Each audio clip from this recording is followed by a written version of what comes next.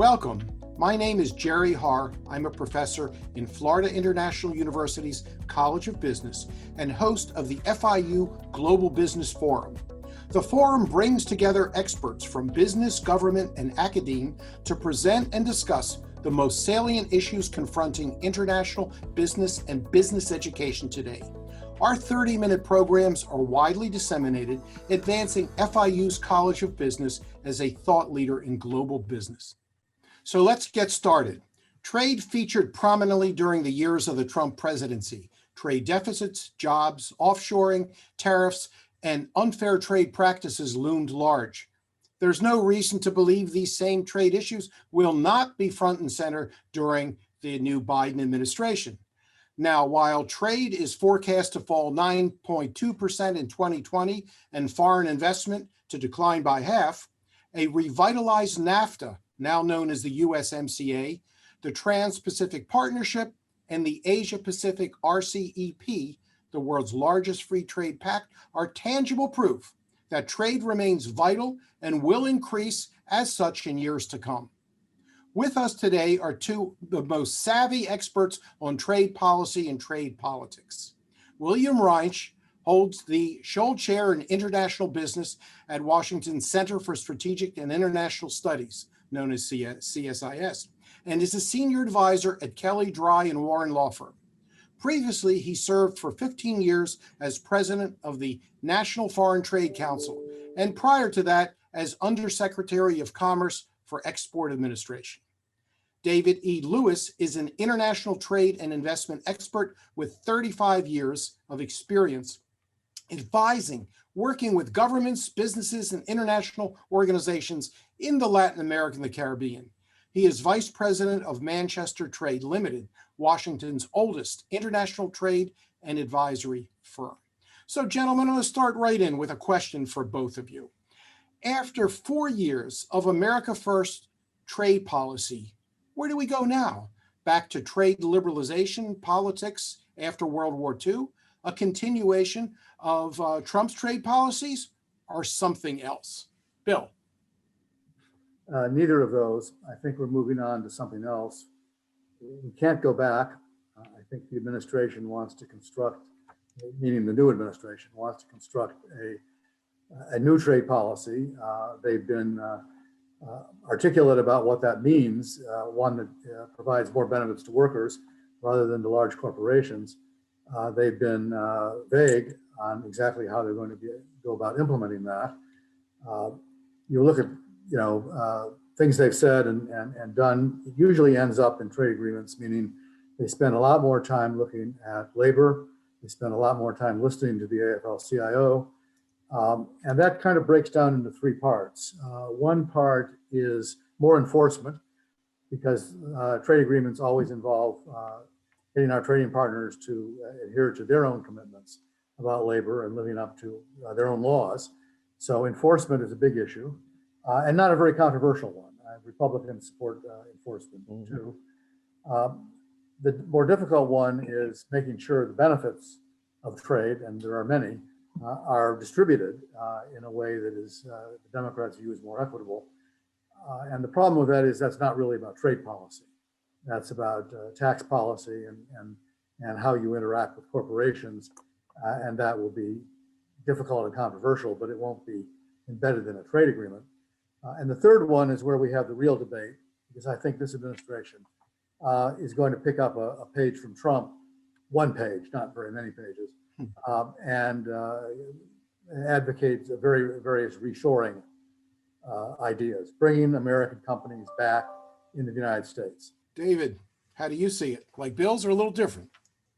I don't know. I think pretty much the same, except that I think the real challenge for the administration is going to be matching the discourse of focusing on workers and the middle class and those benefits that Bill mentioned, which aren't trade policy, aren't trade action issues. They're really other economic redistribution efforts, which we know are very strongly embedded in many of the elements of the administration. And how do you balance that out with what really is at the core of trade initiatives, which is more investment, more exports, yes, more imports. Imports are not bad. You just have to manage them well. And of course, then the bottom line, more jobs.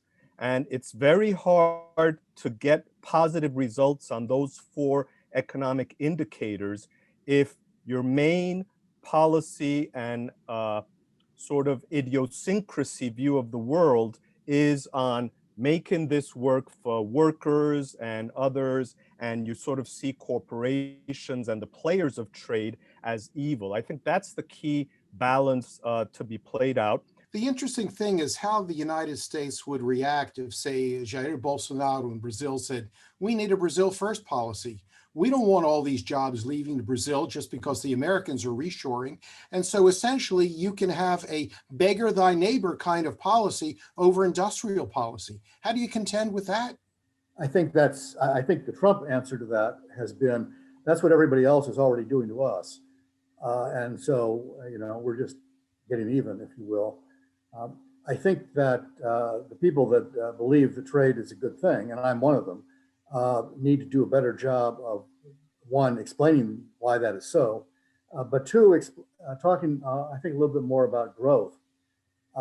One of the problems of a more of a zero-sum approach is that it doesn't lead to economic growth, which means it doesn't lead to more jobs. The United States is a mature, slow growth economy. If we want to grow, if as a company you want to grow more rapidly, you've got to be international. You've got to export. You've got to operate globally. And if you don't do that, you're not going to grow. And I think we have too many people on the left, if you will, who tend to view trade, or particularly tend to view investment as zero sum. A dollar invested in Mexico is a dollar not invested in the United States. And there's a whole pile of data that suggests that's wrong. Mm-hmm.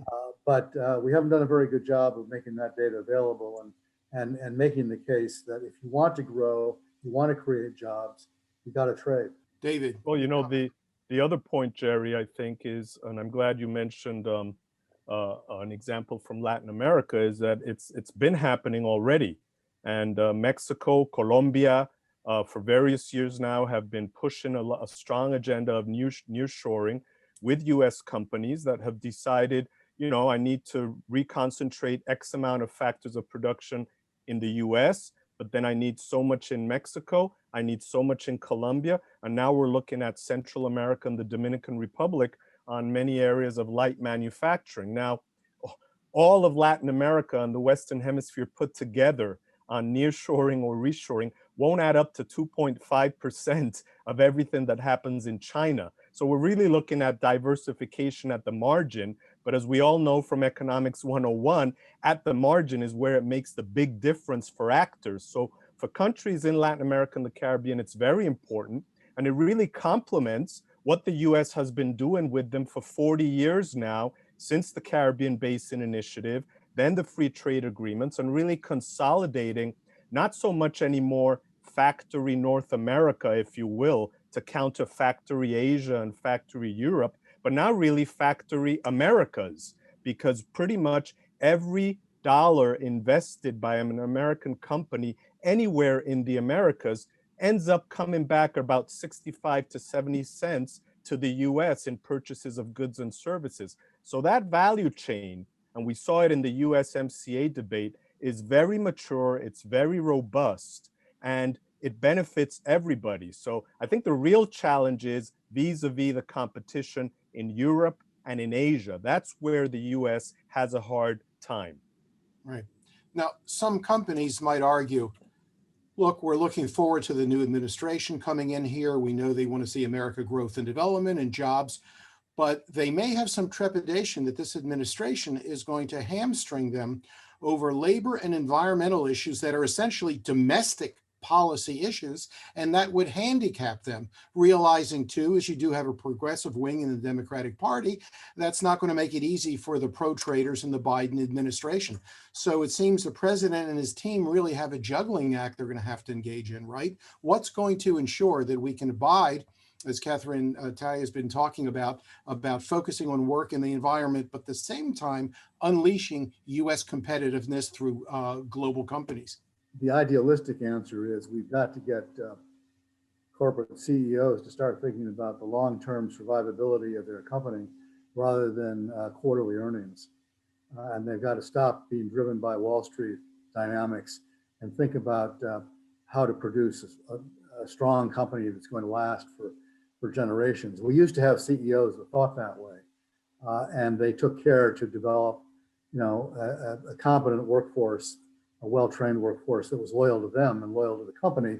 But they achieved that by them being loyal to the workers, and we really lost all that. And it's going to be, I think, a long time before we get back to it. And it's not something you legislate. You really have to get people to think about it differently. But Bill, you mentioned earlier, you're talking about tax policy, which is a great way for companies to do the right thing for the wrong reason, meaning there is a benefit here, that they're not going to respond out of pure altruism. Altruism has no impact on the bottom line. We all know that. You can talk to people in Wall Street. So do you think there will be some tax and regulatory moves on the part of the administration to push the envelope, move this closer towards corporations that are taking this long-term view that would clearly benefit all Americans, not just workers? Yes, but I don't think it'll be coordinated exactly. I think it'll be more focused on specific issues. As you probably observed from the papers and from the many statements that Senator Warren has made over the years, I think that she certainly favors, and I think this administration, maybe not as much as she wants, but will favor tighter regulation in the financial sector, which will address some of the things that I've been talking about. I think that, on the tax side, I'm not sure what will happen. I think it depends a little bit on the extent to which members of Congress who have basically ignored the deficit for the last 4 years suddenly decide that balancing the budget is important, and because the only way you can balance the budget these days is with tax increases. So we have to see how that plays out. I mean, it creates more of a dilemma for the Republicans than it does for the Democrats, because the Republicans for the last 4 years have been the free spenders, and now there are signs that they're undergoing yet another conversion. They only seem to be worried about balancing the budget when Democrats are in power, because they weren't when George W. Bush was, and they weren't when Trump was, but they were for Obama, and they're going to be again. If you want to balance the budget, you have to start talking about tax increases, which they're all against. So it's going to be interesting to see how that debate plays out. Let me add something to that, Jerry. Our experience with our corporate clients particularly, and I don't think we can blame Trump for this, is that really from the second Obama administration onwards and during the Trump administration, it's really been amazing how corporate America has been very bearish and reticent to engage administrations on the trade agenda for fear of being targeted in one way or another. Part of it has to do with what Bill mentioned, looking at the quarterly focus and not the long-term focus of the company, which is what their competition is doing. But also, I think companies have restructured a lot, and I'm sure you've seen it in your work, and Bill also, your transition from NFTC, those great years, to now in a think tank community, is that companies have very few people doing analysis of what's going on actually in the marketplace, and they're focusing more and more and more on people to do sales. And it's two different worlds, as you know, Jerry, from business school teaching. And it's amazing. We saw it during the USMCA, the amount of US companies that were just unprepared to engage not only the administration, but Mexico on changes in the USMCA was just amazing. And you'd press them on it, and they'd, oh no, we're just going to wait and see what happens. Well, when you wait and see, and you wait and see too much, by the time you wake up and decide to do something, it's all a done deal. And I fear that has not changed. I'm not sure if it's going to be a structural change or it's just, right now, but I still don't see many of them kind of gearing up to say, hey, let's really engage the Biden team to really get what we want. I think they're really more thinking, as long as nobody touches my sales, I'm just going to continue easy as it goes, steady as she goes. And I don't think that's good for eventual strategic trade engagement at the global level? Well, it's going to be difficult to see how they play it out, but some are encouraged. I'm encouraged by the fact that in many ways there are more similarities than differences in the broad issues of trade policy, similarity between the Republicans and Democrats. Neither party wants to see a continuation of the hollowing out of American manufacturing and the loss of competitiveness. Another concern is going to be with regard to China. They both want to play tough on China. And there's a concern for the American worker. So with that in mind, do you think we're going to be able to see some bipartisan movement and change in that direction? I hope so. I think you're right. Poll data on the general trade question is interesting. It still shows, ironically, substantially more Democratic support for trade than Republican support. Republican support for trade took a deep dive when Trump came on the scene and was elected. Since then, it's been coming back, and so there's been a kind of a reversal in Republican thinking, and to the extent it moves back into the majority of supporting trade and supporting trade agreements, I think what you're talking about becomes easier. And as I said in the beginning, some of the things that a Democratic administration would want to do on labor are not going to be particularly controversial.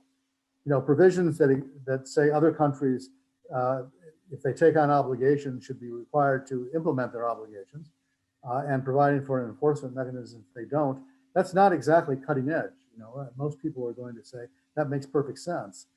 So I think where the debate will come out in the end is probably more on the reshoring question and the extent to which you want to force companies, if you will, to do things that by their calculations are not in their short and medium term economic interest. Now, the way you get around that is if you use the tax code, you change the way they calculate, and it makes it more advantageous for them to do what you want because you're going to give them a big benefit if they do it. Whether you can get that through the Congress, I don't know. I think generally speaking, while Republicans have liked incentives because that's code for tax cuts, they have not liked what you might call industrial policy, which is too much government intervention in the marketplace. Yeah, it's interesting. Two quick points on that, Jerry. What's that? Two quick points on that. One is that we've got it already in the USMCA, not only the labor provisions but also environmental ones, and everybody was really surprised to see, it's the Republicans leading the fight on this, and twisted the arms of the Mexicans and got everything going in that sense. So Bill is right. This is now sort of standard. It's not anything radical. So, unless someone is talking about a trade agreement with Bhutan, it's there. And anybody thinking of the next step of trade with the US, that's sort of the floor. On the reshoring, I think, I started my career in investment promotion. The key thing in the US is that incentives are at the state level. Taxes are at the federal level, but the states are the ones who give incentives to say, and what we've been seeing without even the Trump administration lifting a policy finger, just saying, this is good, you're already seeing Taiwanese semiconductor companies moving into Georgia, moving into Arizona, auto parts people moving into Georgia. And it's all just because of what the states are doing to provide that. They're not necessarily leaving massively what they're doing in China or anywhere else in Asia. What they're doing is hedging their bets and investments in terms of closer to market. On the auto part, it's because of the attraction of USMCA. On the semiconductors and technology issues, it's because of the growth of that industry in the US with research and development. So it may still continue without anything at the federal level because companies are doing that. Interesting that you say at the state level. I mean, I always use, even in my classes and consulting, the example of North Carolina, when Terry Sanford was governor, for example, how you can have thoughtful, pro-business, industrial policy and promoting human capital at the state level in which your competitors are not going to be Taiwan, China, or India, but they happen to be 49 other states, for example, and you're competing against them. Interesting to see what's going to be happening at the state level with regard to promotion. I think it would be interesting to see also what's going to happen with regard to export promotion under this administration. When I see a figure that only 5% of small and medium-sized companies in the United States export, I say, China's not impeding us from doing that. It's just that when you're in a country of 333 million people, it's a lot easier to export from Arkansas to Tennessee than it is out of the country. Bill, you worked in the U.S. Department of Commerce. Do you think there will be a robust effort to help small and medium-sized companies consider exporting, let alone expand them under this administration? Well, I think so. I mean, every administration has given at least lip service to that and tried to turn it into a significant thing. There's a lot of people in the Commerce Department where that's their job. And I would say in some respects, it's become easier. I mean, in a way, globalization has made it easier. The internet has made it easier because it is easier to reach customers all over the world. And thanks to Amazon and FedEx and UPS, it's easier to deliver goods. You don't need enormous infrastructure. The logistics companies have the infrastructure. And thanks to PayPal and I guess Alipay and things like that, payment is a lot easier to obtain. I mean, the example that I used when I was working for Senator Rockefeller years ago was his wife, Sharon Rockefeller, was instrumental in mobilizing quilters in West Virginia to market their quilts. And for decades, people would be making quilts and then they go to the local market on Saturday and sell them. But thanks to the internet now, you can sell them everywhere. Right. And thanks to UPS or DHL or FedEx, you can ship them everywhere. It's in a way, it's a lot easier. I mean, it doesn't come naturally. And what commerce can do, and they have a lot of people that are very skilled at it that I grew to admire, is help people make connections. You know, help people identify customers overseas. Our foreign commercial officers that are in most countries, that's sort of what they do. They help, they set up meetings. These days they're virtual meetings, but if you actually go somewhere, you know, they'll help you arrange meetings with customers and make the whole thing easier. It doesn't come naturally, and not everybody that runs a small business thinks about it that way. But I think more and more are, and I think the government, this administration, like all the ones before it, both parties, will devote some resources to growing it. Jerry, those are many of our clients. And I'll tell you, the problem is that unless you're a mature company that have saturated the opportunities in the US domestic market, you know, I can preach to them that Africa is the fastest growing continent with the largest consumer population coming up for the next 20, 30 years. But they're still going to tell me, you know what? It's just so easier to sell to Tennessee, and they buy everything I produce. And I don't plan to expand so that I can sell to Africa. It's just there's a strong disincentive in this US market to sell abroad because it's just so easy to do a good business selling domestically. So that's always the challenge with those companies. It's not bad news. It's just a reality. It's kind of, you know.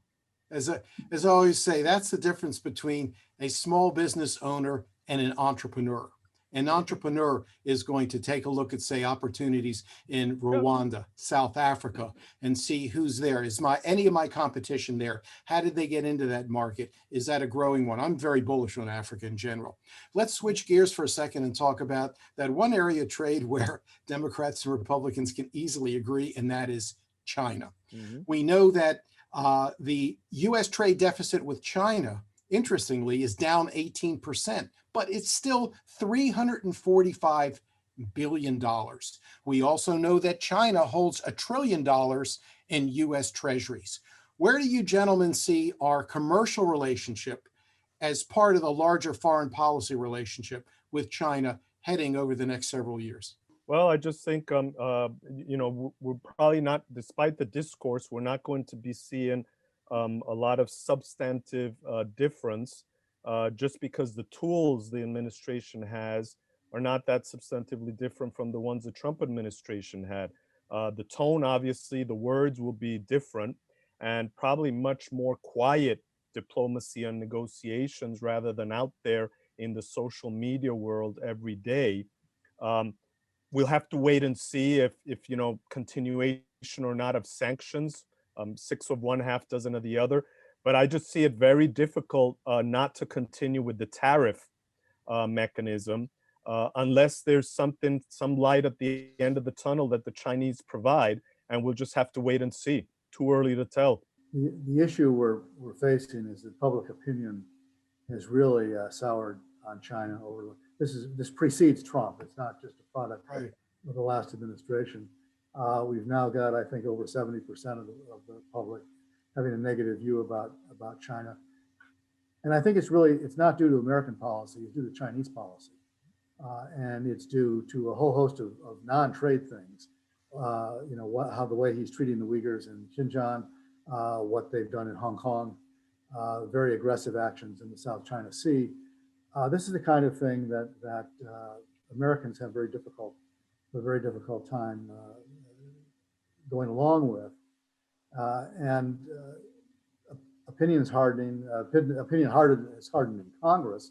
Mm-hmm. I think the president has not a lot of maneuvering room on this. He's defined the problem pretty much the same way that Trump defined the problem. I think David is right. The method of dealing with it will be different.